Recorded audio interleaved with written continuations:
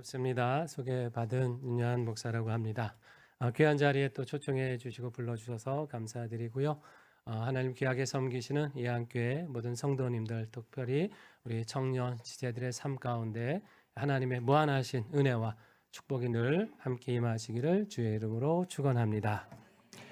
제가 본당에 들어와서 보면서 깜짝 놀랐습니다. 이렇게 구조가 이렇게 나눠져 있는 걸 보고 목사님이 이제 내려오면서 저한테 설명을 해주셨어요. 예전에 병원 자리였다 하시면서 설명해 주셨는데 제가 이걸 보니까 생각나는 교회가 있습니다. 여러분 혹시 기역자 교회라고 아세요? 김제에 가면 금산교회라고 해서 기역자 모양으로 이렇게 딱 교회가 되어 있습니다. 왜 그런지는 혹시 아시죠? 옛날에 남녀 7세 부동석일 때 우리 여성 성도님, 남성 성도님이 한 자리에 앉을 수 없어서 이렇게 나눴던 교회가 있어요. 근데 지금은 뭐 물론 그렇게 나눠진 건 아닌 거 알지만요.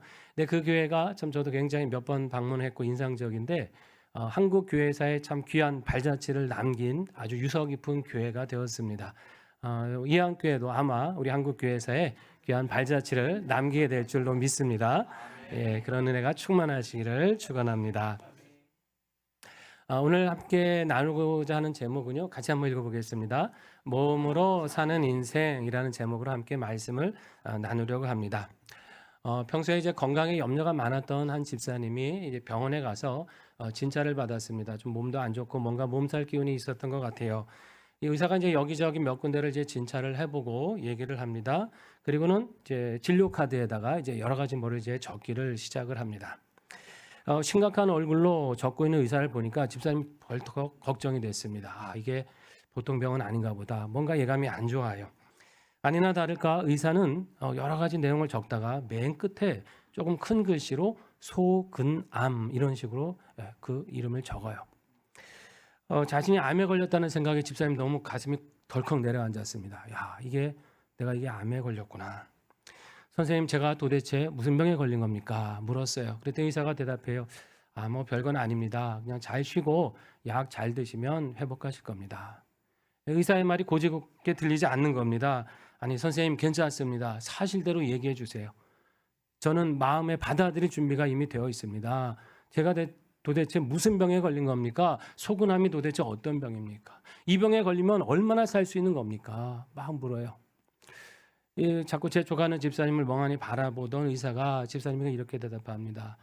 예, 소근암은 제 이름입니다.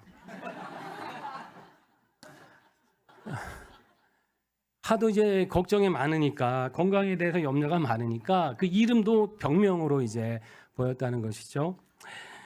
흔히 현대를 가리켜서 이제 염려와 불안의 시대다 이런 말을 많이 합니다. 근데 그게 뭐 현대뿐입니까?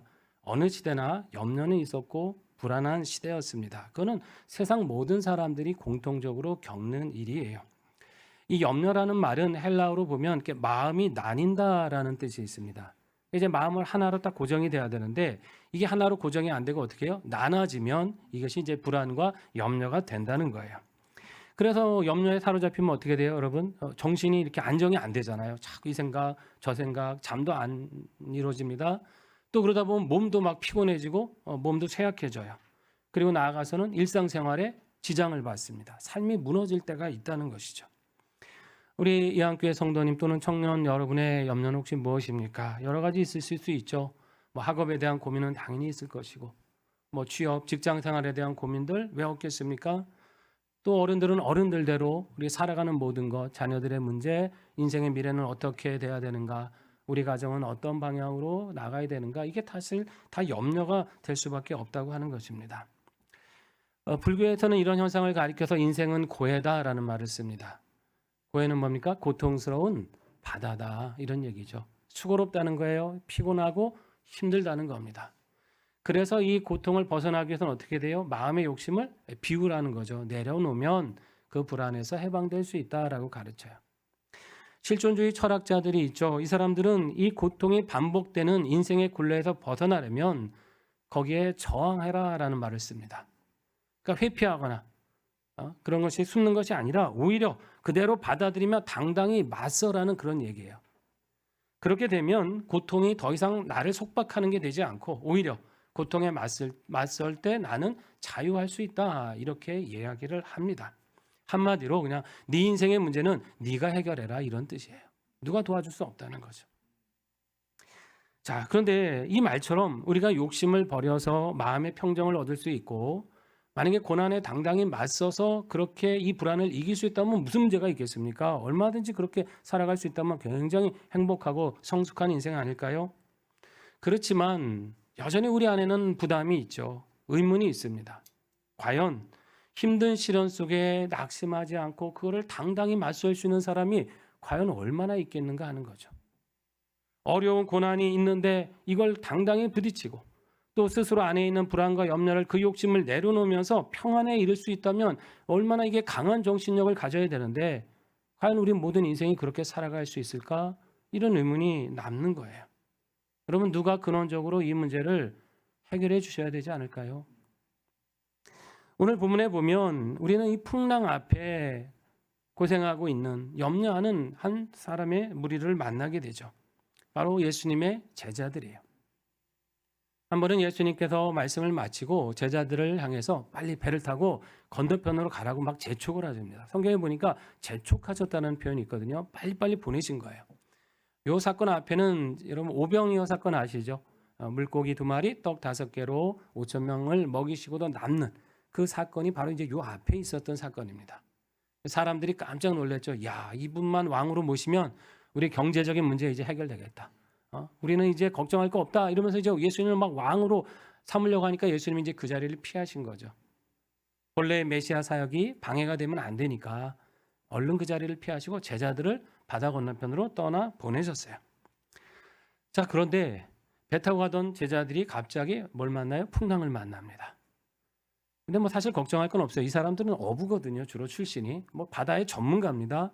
근데 문제는 자기들 전문 지식으로 해결이 안 돼요. 아니 평생을 노젓고 이 배를 탄 사람들인데 이 풍랑에서 어쩌지를 못합니다. 아주 힘겨운 바람이었어요. 놀랬겠죠. 당황합니다. 아니 내 전문 지식이 있는데 내가 여태까지 경험해온 지식이 있고 쌓아오는 노하우가 있는데 이게 통하지 않더라는 거예요. 그동안의 풍랑은 얼마든지 내 지혜와 능력으로 해결해 갈 수 있었는데 이제는 자신의 전문 지식과 경험으로도 해결하지 못한 일을 인생에서 만나게 되더라는 것이죠. 어떻게 보면 우리 인생의 모습 아니겠습니까? 경험도 있어요. 실력도 있습니다. 하지만 그 경험과 실력에 무관하게 감당하기 힘든 고난을 우리는 만날 수 있다는 거예요.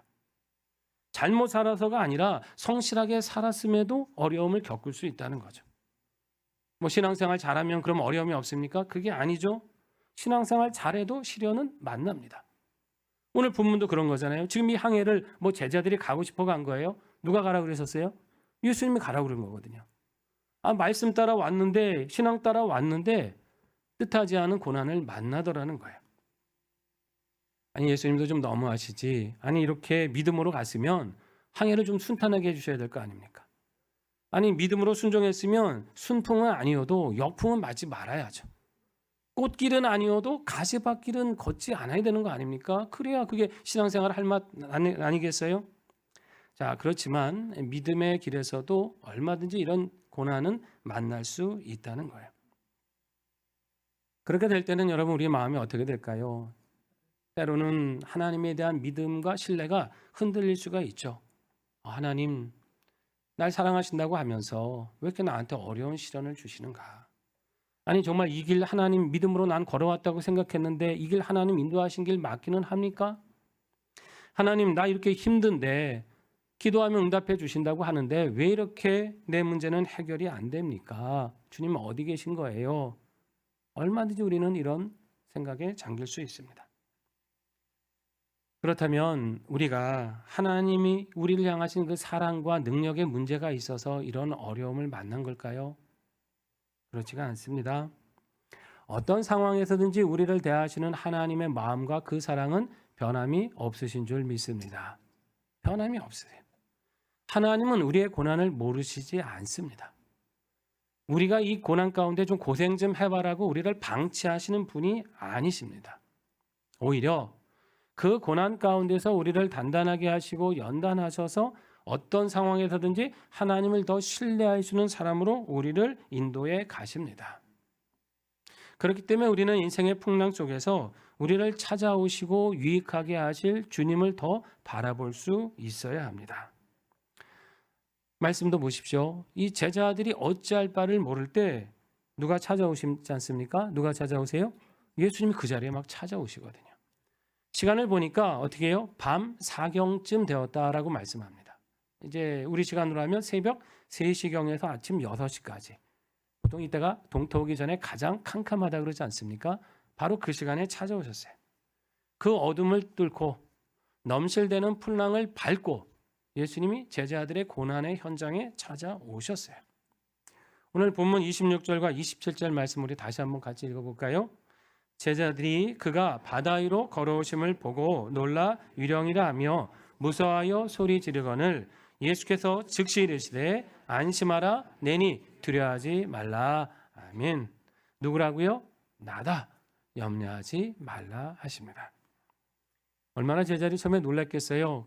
캄캄하고 아무것도 안 보이는데 갑자기 뭐 사람의 물체 뭐 형상이 오니까 유령인가 보다 하고 놀라졌죠. 근데 주님이 말씀하세요. 안심하라. 나다. 근데 그 앞에 있는 단어 하나가 중요합니다. 어떻게 오셨어요? 즉시 이르셨습니다. 지체하지 않으셨습니다. 제자들의 환난을 다 알고 계셨을 뿐만 아니라 그들이 두려움에 사로잡히기 전에 늦지 않게 그들을 도우셨어요. 여러분, 우리 예수님은 우리가 처한 공경과 환난 가운데서도 즉시 찾아오시는 분임을 믿으시기를 바랍니다. 그분은 우리를 도우시는데 결코 늦는 법이 없으십니다.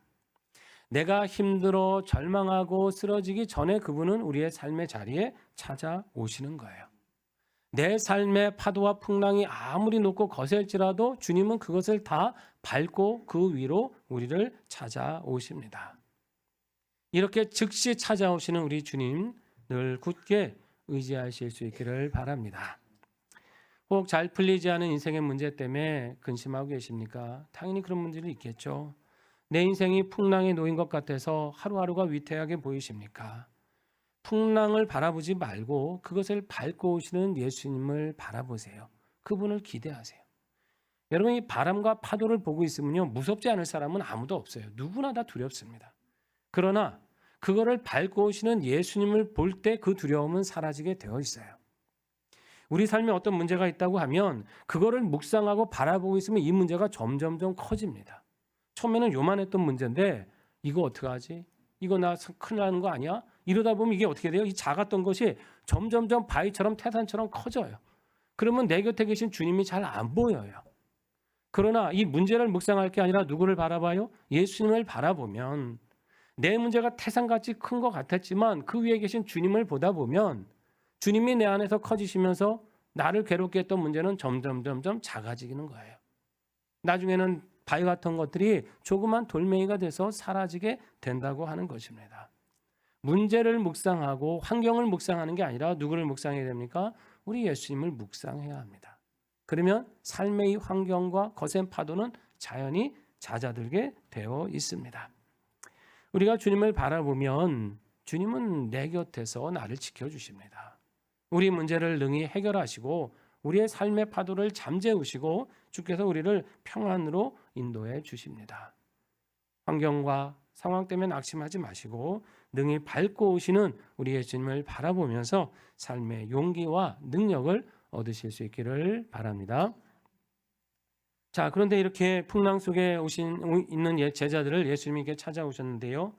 이 모두가 놀라서 이제 어찌할 바를 모르고 있는데 아주 특이한 캐릭터가 한 명 있었어요. 누굽니까? 베드로라고 하는 제자. 참 이분은 참 흥미로운 분이에요. 자, 이분이 예수님한테 이런 얘기를 합니다. 28절과 29절인데요. 같이 읽어봅니다.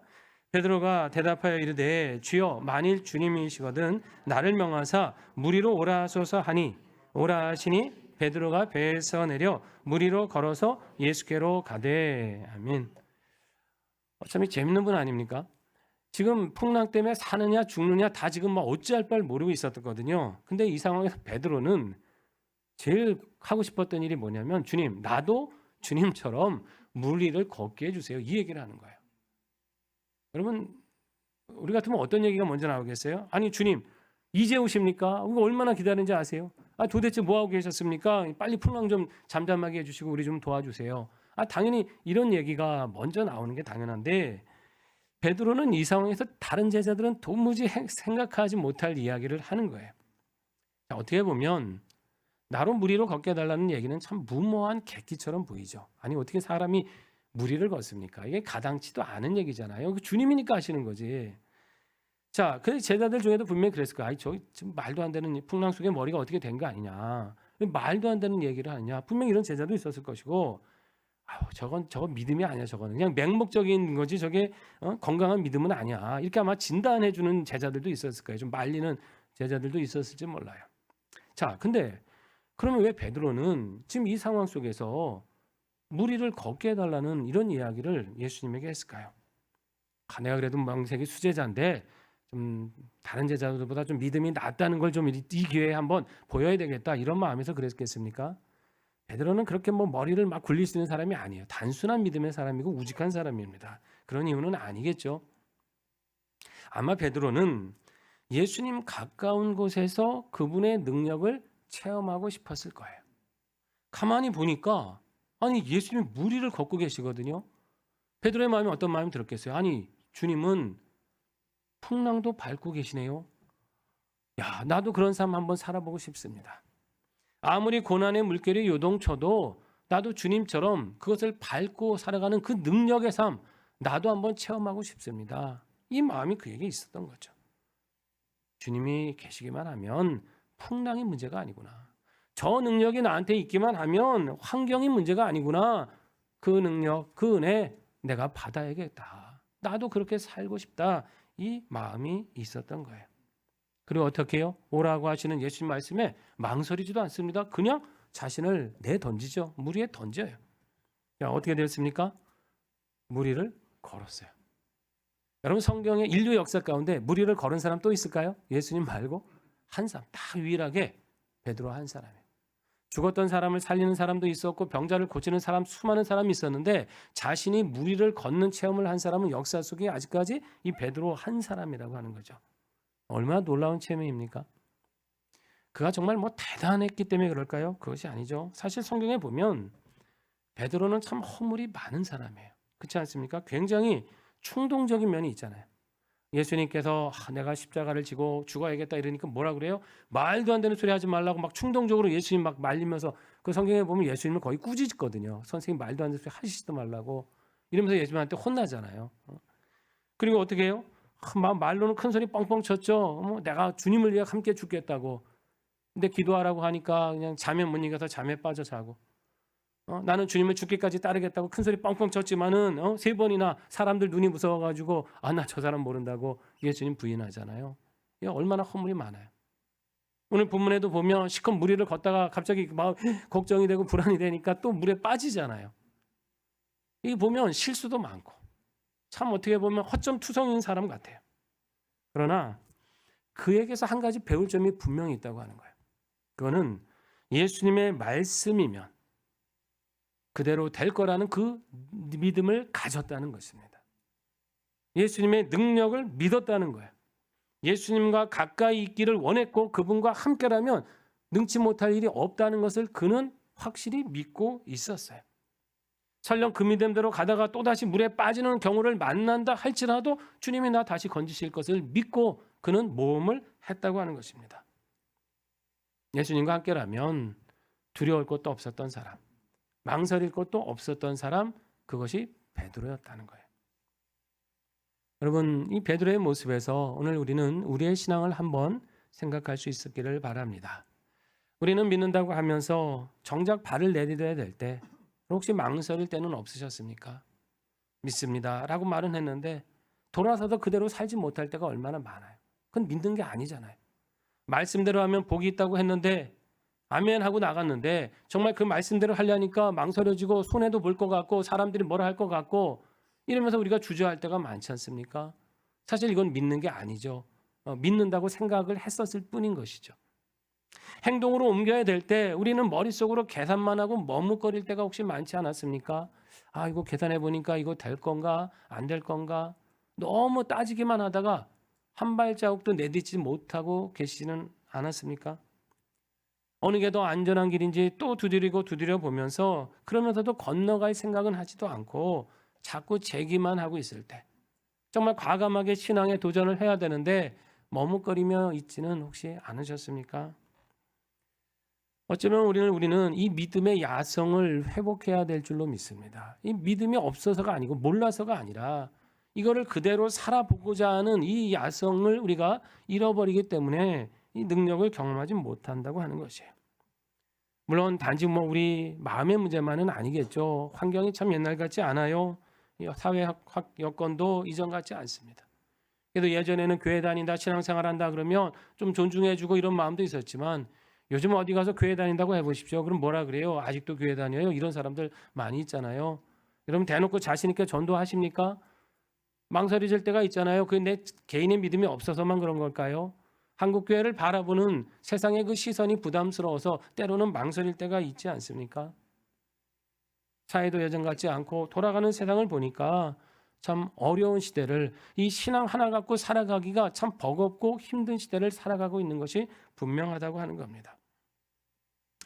우리가 그렇지 않아도 참 힘든데 여러분 몇 년 전에는 이제 코로나라고 하는 좀 악재가 또 있었죠. 아마 저희도 그렇고 또 아마 우리 여러분도 그러셨을 거고 많은 교회가 참 이 위기를 극복하느라고 많은 애를 쓰셨을 것 같아요. 이 작년 4월에 우리나라 보건복지부의 국립정신건강센터에서 한번 설문조사, 우리나라 국민들의 그 건강 상태가 어떤지를 한번 설문조사를 한 적이 있어요. 우울감, 스트레스, 불안, 분노 이런 15가지 항목을 이렇게 조사를 했습니다. 그리고 이제 1년간에 자신이 뭘 경험했는지를 이렇게 체크하게 했거든요. 이제 화면에 한번 나타낼 텐데요. 여기 보니까 최소 이 15가지 항목 중에 1개 이상의 정신건강 문제를 알았다는 비율이 74% 정도 됩니다. 그러니까 4명 중에 3명은 이 정신적인 건강의 문제를 알았다는 것이죠. 이게 2020년, 22년에 비교하면 10%가 더 늘어난 수치지 않습니까? 그리고 정신건강 문제를 경험한 사람들 중에 83%는 한 가지 문제만 겪은 게 아니라 2가지 이상의 정신질환의 문제를 겪었다라고 대답을 했고요. 5가지 이상의 정신 문제를 앓고 있었다는 사람도 46%나 되었습니다. 굉장히 많은 수치가 이 코로나를 겪으면서 그 이후에 정신적으로 큰 우울감과 스트레스에 빠져서 살았다고 하는 것이에요. 일상생활이 얼마나 힘들고 어려웠겠습니까? 이보다 한 해 전에 이제 2023년에 한국 트라우마 스트레스 학회라는 곳에서 그때도 이제 코로나 이후에 국민의 정신 건강을 조사한 적이 있었는데 코로나 이후에 자살을 생각해 봤다라고 하는 사람들의 그 비율이 이제 늘어난 것을 조사한 거예요. 처음에 그해 3월에는 한 10% 정도가 그런 생각을 했다고 하면 그해 12월에 가서는 13%에 이르는 사람들이 나는 자살을 생각해 봤다라고 대답을 했다고 합니다. 참 안타까운 건 뭐냐면 여러분이 모든 연령 중에서 자살을 생각한 비율이 제일 높았던 연령이 어느 연령대인지 아시겠어요? 20, 30대였습니다. 우리 청년들 세대 20대, 30대였어요. 아니 그 어느 때보다 한참 꿈을 가져야 될 나이 아닙니까? 한참 그 비전을 품고 희망을 갖고 살아가야 될 그 나이에 가장 그 삶을 우울하게 생각하고 힘들게 생각하고 절망적으로 생각하는 세대가 되었다라고 하는 것입니다. 그도 그럴 것이 참 우리 청년들이 사회를 볼 때 힘들고 어려운 점이 많죠. 예전에는 열심히 노력하고 하면 힘들어도 뭔가 희망이 있다라는 생각 그걸 기대할 수 있었는데 요즘 참 그것이 쉽지가 않죠. 일자리는 더 없어지고 정말 어떤 출발선 자체가 달라서 계층 사다리가 아예 끊어진 것 같은 그런 느낌을 가질 때가 있지 않습니까? 그래도 사회가 공정하고 상식이 기반이 돼서 돌아간다 생각하면 더 그래도 꿈을 갖겠는데 특권과 반칙으로 만약에 이 사회가 돌아간다고 생각하게 되면 더 마음이 절망스러울 수밖에 없는 거죠. 자, 어떻게 보면 이런 세상 속에 우리 젊은 세대가 희망을 잃어버리는 게 어떻게 보면 너무나 지극히 당연하게 느껴집니다. 그러나 우리 믿음의 사람들은 한 가지를 꼭 기억해야 합니다. 아무리 어둡고 암담한 현실이 우리 앞에 놓여 있다 할지라도 우리 주님이 곁에 계시다는 사실이에요. 우리 주님이 옆에서 우리의 환난을 지켜보시고 우리를 도우실 준비를 하고 계시다는 사실이에요. 여러분이 가진 이 고민과 어려움들은요, 예전 세대도 그대로 가졌던 거예요. 그런데 그 세대가 지금 여기까지 있는 것은 여러분보다 꼭 환경이 좋아서가 아니라 하나님이 도와주셨기 때문에 여기까지 온 겁니다. 우리 젊은 세대도 마찬가지입니다. 20년, 30년 길지 않은 세월 속이지만 하나님이 여기까지 붙들어 주시고 건강 주시고 살게 하셨고 공부하게 하셨고 붙들어 주셨기 때문에 여기까지 온 겁니다. 앞으로의 인생도 마찬가지죠. 하나님이 여러분을 붙드시고 인도하시고 길을 열어주시고 붙잡아 주실 거기 때문에 살아갈 수 있는 겁니다. 하나님은 우리의 고난 속에서 네 문제니까 네가 해결해봐라 라고 말씀하지 않으세요. 뒷짐지고 계신 분이 아니십니다. 우리가 간구하고 바라기만 하면 즉시 와서 도우시고 우리를 일으켜주시고 우리가 길을 열어주시는 하나님이시다. 여러분, 하나님은 어떤 분이세요? 바다가 길을 막았을 때 바다를 갈라서 길을 내주신 분이잖아요. 광야가 메말랐을 때 광야에 샘물을 터치게 하셔서 마시게 하신 분 아니십니까? 그 하나님이 오늘은 역사 안 하시겠어요? 오늘도 동일하게 역사하시는 줄 믿습니다. 내 인생 앞이 광야 같아도 주님께 간구하면 강물을 내시는 것이고 바다가 내 앞길을 가로막다 할지라도 주님께 구하면 그 길을 갈라 우리가 걸어갈 수 있도록 인도해 주시는 것이에요. 주님을 믿고 모험을 하는 겁니다. 주님을 믿고 발을 내딛는 거예요. 하나님 이렇게 약속하셨으니까 나 믿고 가보렵니다. 내 상황은 어렵고 힘들지만은 주님 내 앞에 길 주시고 풍랑도 잠잠케 하시는 분이니까 나 믿고 내디디겠습니다. 이 신앙으로 도전하고 모험하는 것입니다. 그게 믿음이에요. 사실 여러분 신앙생활이 아니어도요. 인생 자체는 살아가는 것이 다 모험입니다. 생각해 보십시오. 여러분 지금 우리가 이 시간을 보내고 있지만 5분 뒤의 시간, 10분 뒤의 시간, 아니 내일의 시간이 여러분 살아본 시간이에요? 아닙니다. 우리가 지금부터 만나는 모든 순간순간은 한 번도 살아보지 않은 미지의 시간이에요. 그렇지 않습니까? 우리가 걸어가는 길이 어제와 똑같은 길을 걸어간다고 하더라도 그게 같은 길입니까? 오늘 이 길에는 어떤 일이 있을지 우리는 알지 못합니다. 늘상 다니는 출퇴근하는 등하교하는 그 길, 익숙한 길도 날마다 새로운 길이 되는 거예요. 새로운 사건을 만나는 새로운 시간이라고 하는 것입니다. 자, 무슨 말인가 하면 우리가 잠자리에서 일어나서 살아가는 모든 순간은 사실 다 한 번도 경험하지 못한 미지의 시간이고 우리가 일어나서 집을 나서서 걸어가는 모든 걸음걸음은 이제 우리가 한 번도 경험하지 못한 모험의 길이라고 하는 사실입니다. 해보지 않았잖아요. 경험한 길 다시 가는 게 아니잖아요. 늘 새로운 시간을 살아가는 거죠. 그렇다면 익숙해서 가는 게 아니죠. 뭐 때문에 가는 겁니까? 믿음으로 가는 거예요. 내가 오늘 이 집을 나섰을 때 나를 안전하게 내 걸음을 붙잡아 주실 분이 하나님이다. 믿으니까 차를 타고 걸어가고 길을 가는 겁니다. 내가 지금 가보지 않은 시간이지만 우리 주님이 나를 동행하고 붙잡아 주신다고 생각하기 때문에 우리는 잠자리에 들고 내일 일어나는 거 아닙니까? 안 그러면 겁나서 어떻게 잠에 잠자겠어요? 내가 잠자다 무슨 일이 일어날지 모르는데 어떻게 눈을 감습니까? 부릅뜨고 밤을 새워야 될 거 아닙니까? 근데 편하게 주무시잖아요. 왜요? 내일 아침에 이 새로운 시간에 주님이 나를 평안하게 인도하실 것을 믿기 때문에 우리는 잠자리에 드는 거예요. 인생 자체가 이미 모험이다는 것입니다. 스위스의 의사이자 작가인 폴 트루니라고 하는 분이 있죠. 이분이 쓴 책 중에 이제 모험으로 사는 인생이라는 책이 있습니다. 이런 이제 표지로 되어 있는데요. 워낙 유명한 책이죠. 이 트루니의 박사는 이 책에서 어떤 얘기를 하냐면요. 하나님은 모험하시는 하나님이시다라는 말을 합니다. 하나님이 여러분 어떤 모험을 하셨을까요? 하나님이 세상을 창조하신 것 자체가 모험이라는 거예요.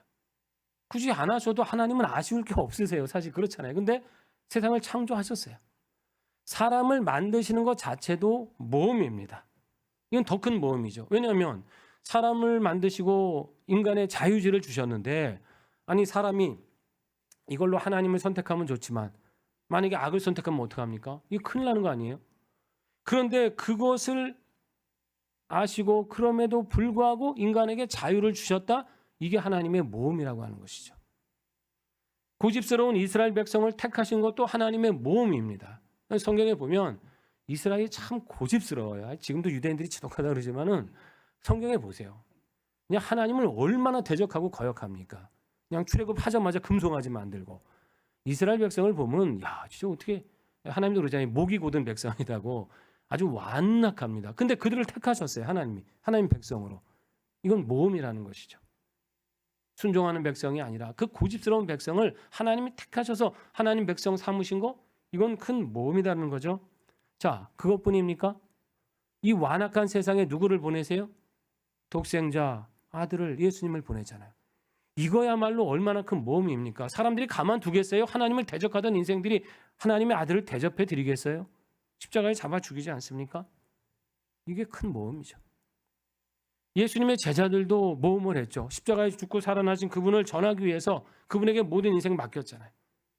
때로는 죽임을 당하고 피를 흘리고 순교하면서도 주님을 전하는 일에 자신의 인생을 내던지는 모험을 한 거 아닙니까? 자, 하나님이 모험하셨고 예수님과 그분을 따르는 제자들이 모험을 했고 수많은 믿음의 선진들이 모험을 했기 때문에 어떻게 되었습니까? 이 세상이 창조된 것이고 인생이 지음받은 것이고 구원의 역사가 일어나는 것이고 지금도 새로운 그런 역사들이 세상 곳곳에서 일어나고 있다고 하는 것이에요. 그러면서 투르니에 박사가 그런 말을 합니다. 그렇기 때문에 우리 역시 믿음의 모험이 필요하다는 거예요. 하나님이 모험으로 이 세상을 만드시고 세상을 변화시키고 구원의 역사를 이루셨듯이 우리가 믿음으로 모험을 할 때 하나님은 우리를 통해서 놀라운 역사를 이루어 가신다는 말씀입니다. 그 하나님을 신뢰하고 도전하라는 거예요. 그 하나님을 신뢰하고 모험하라는 것입니다. 두려움이 없어서 모험하라는 게 아니에요. 여러분, 두려움이 없고 가는 건 그건 맹목입니다. 두려운 거 다 알죠. 인생이 얼마나 험하고 앞에 환경이 얼마나 거칩니까? 두렵지만 그럼에도 그걸 알면서도 하나님을 믿고 나가는 게 진정한 믿음이고 모험입니다. 그렇습니다. 여러분, 이 믿음의 모험을 할 때 우리는 하나님의 역사를 경험하게 될 줄로 믿습니다. 베드로는 이 믿음의 모험을 통해서 무리를 걸었잖아요. 다니엘이라는 사람은 믿음의 모험을 통해서 어떻게 해요? 사자굴에서 살아났습니다. 에스더라고 하는 여인은 믿음의 모험을 통해서 죽을 수밖에 없는 자기 민족을 구원하는 일을 이루었어요. 다 이게 모험입니다. 수많은 신앙의 선배들이 이 믿음의 모험을 통해서 하나님의 응답을 받았습니다. 우리 이한교회 성도님들 또 우리 청년 지체들도 우리 예수님 바라보며 이 믿음의 모험을 이루시기를 바랍니다. 우리 삶에도 풍랑이 만날 때가 있어요. 건강 잃어버릴 때도 있고 가진 것 잃어버릴 때도 있고요. 인간관계의 어려움, 직장과 사업장의 문제로 고난을 겪을 때도 있습니다. 도저히 나를 둘러싼 풍랑이 잠잠해질 것 같지 않은 그런 염려가 될 때도 있어요. 여러분 어떻게 하시겠습니까? 낙심하고 있을 필요가 없다는 것이죠. 베드로처럼 우리 자신을 주님께 던질 수 있어야 합니다. 주님, 나를 둘러싼 풍랑이 거세고 힘듭니다. 그러나 주님은 이걸 잠잠케 하실 줄 믿고 나 주님 믿고 한번 내 이 모든 것 주님께 내 던집니다. 주님께 맡기고 그 뜻대로 결단하오니 주께서 내 삶을 책임져 주시고 내 길을 열어 주십시오. 이렇게 믿고 믿음의 모험을 하는 것이에요. 그렇게 할 때 우리가 믿음으로 끝까지 하나님을 견고히 붙잡을 때 주님은 우리의 삶의 풍랑을 잔잔케 하시고 정말 무리를 걷는 것 같은 새로운 인생을 만나게 하실 것입니다. 여러분 그 결단으로 살다가 다시 물에 빠질 거 염려하지 마세요. 주님이 다시 손 내밀어 베드로처럼 우리를 건져 주십니다. 이러한 믿음의 모험으로 하나님의 응답과 역사를 만나시는 우리 이한교회 성도님 또 우리 청년들 되실 수 있기를 바랍니다. 자, 다시 말씀해 보면 이 거센 풍랑이 여러분 언제 그칩니까? 본문 32절 말씀에 있죠. 같이 읽어볼까요? 배에 함께 오름에 바람이 그치는지라. 아멘. 자, 누가 배에 오르시니까 바람이 그쳐요? 예수님이 배에 딱 오르시니까 그냥 바람이 그쳐버렸어요. 성난 물결이 금방이라도 배를 삼킬 것 같았는데 언제 그랬냐는 듯이 고요해졌습니다. 자, 예수님이 배에 오르시기 전까지는 사실 안전하지 않았죠. 계속 풍랑이 일어났습니다. 그런데 배에 오르자마자 그 배는 아주 안전한 곳이 되었습니다. 여러분 이게 무슨 말씀일까요? 우리 인생의 문제는 실은 이 배 밖에 있는 게 아니라 어디에 있는 거예요? 배 안에 있다고 하는 것이죠. 외적으로 보면 제자들이 고통당한 이유는 풍랑이었어요. 바람과 거친 파도, 이 외적인 환경이 그들의 고통의 문제였죠. 그러나 내적으로 보면 그들이 시련을 당했던 이유는 그 배 안에 누가 없었기 때문에요? 예수님이 없으셨기 때문이에요. 그게 내면의 문제죠. 삶의 거센 풍랑이 우리 주변을 불어온다 할지라도 내 안에 주님이 함께 계시면 아무 문제가 없습니다. 그런데 주님이 함께하지 않으시면 작은 파도에도 불안해하고 요동치는 것이 우리 인생이라고 하는 것입니다. 환경의 문제, 바깥의 문제보다 내 안의 문제, 내 믿음의 문제, 주님을 내가 모시고 살아가느냐 하는 내 신앙의 문제라고 하는 것입니다. 거센 풍랑이 있냐 없냐, 삶 그거의 문제가 아니라는 거죠. 내 삶의 중심에 주님이 늘 계시냐 안 계시냐, 이게 사실 더 문제라는 것이죠. 우리를 둘러싸는 환경은 수시로 변하죠. 잔잔하기도 하고 파도가 일어나기도 합니다. 거센 풍랑이 일어나서 모든 걸 삼킬 듯이 내 인생을 아예 뒤엎어 버릴 듯이 그렇게 요동칠 때도 있습니다. 그러면 어떻게 해야 우리가 이 격변 속에서 우리가 평온을 유지할 수 있습니까? 모든 평안의 근원이신 예수님을 내 삶의 중심 보좌에 모셔 드려야 됩니다. 항상 그분과 동행해야 되는 것이죠. 그래야 그분이 우리의 근심을 온전하게 다스려 주십니다. 우리 삶의 풍랑을 잔잔케 하시고 우리를 주님이 원하시는 삶의 방향으로 인도해 가시는 거예요. 제자들도 그랬지 않습니까? 감당치 못할 풍랑을 경험하다가 갑자기 주님이 배에 오르시니까 이게 이제 잔잔해진 걸 봤잖아요. 경험했고 체험했잖아요. 그러면 그 이후에 풍랑을 만났을 때 그들의 마음에 어떤 생각이 들겠어요? 또 걱정하고 불안해했을까요? 그보다는 그때 풍랑이 일어났을 때 주님이 계시니까 문제가 없었지 않느냐. 우리 주님 모시면 되는 거 아니냐. 이 풍랑 속에서도 주님이 함께 하시면 우리는 안전할 거 아니냐. 이 믿음 갖지 않겠습니까? 그 다음에 만나는 문제를 제자들은 넉넉히 이길 수 있었을 거예요. 우리 역시 마찬가지죠. 주님을 내 마음에 모시고 그분이 우리의 바람을 잔잔케 하시고 응답하는 걸 경험했을 때 살다가 또 다른 문제를 만나겠죠. 그래도 두려워할 필요가 없는 거 아닙니까? 그때도 주께서 이 문제 해결해 주시지 않았냐. 내가 간절히 기도하고 붙들고 바랬더니 하나님 순탄하게 응답 주시지 않았냐. 이 문제도 그렇게 기도하면 되겠다. 이 하나의 체험이 주님을 모시고 살아간 인생의 경험이 또 다른 믿음을 만들어내고 우리의 신앙을 견고하게 성장시켜 갈 수 있다는 말씀입니다. 아프리카 최남단에 가면 여러분 남아프리카 공화국이라는 나라가 있죠.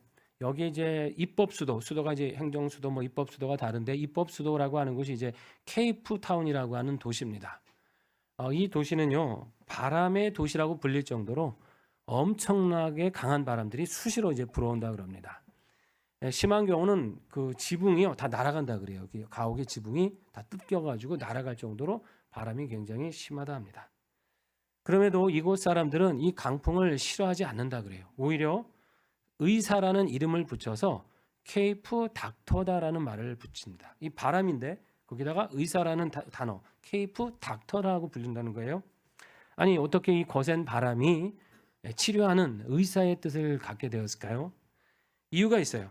그 강풍이 불 때 도시에 있던 매연과 모든 공해 물질을 깨끗하게 다 날려한다는 거예요. 남극까지 날려보낸답니다. 그러니까 이 바람이 불면 그냥 공기가 깨끗해지는 거예요. 환경이 완전히 맑아지는 겁니다. 그래서 케이프 닥터라는 이름이 붙인 거죠.